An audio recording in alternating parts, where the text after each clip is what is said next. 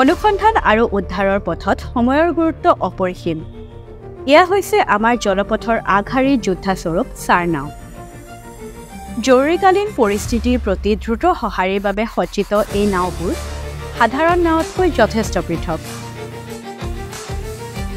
ই এক জীৱন ৰেখাস্বৰূপ। আমাৰ চাৰ নাওবোৰৰ মূল বৈশিষ্ট্য সম্পৰ্কে জানো আহক। 13.80 মিটাৰ দীঘল আৰু 3.15 মিটাৰ বহল নাওখনত দ্ৰুত অপাৰেশ্যনৰ বাবে পৰ্যাপ্ত স্থান প্ৰদান কৰা হৈছে।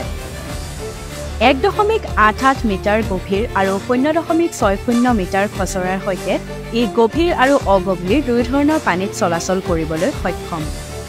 গতি হৈছে ইয়াৰ চাবিকাঠি। আমাৰ চাৰ নাওবোৰ আকৰ্ষণীয় 20 নটত উপনীত হ'ব পাৰে।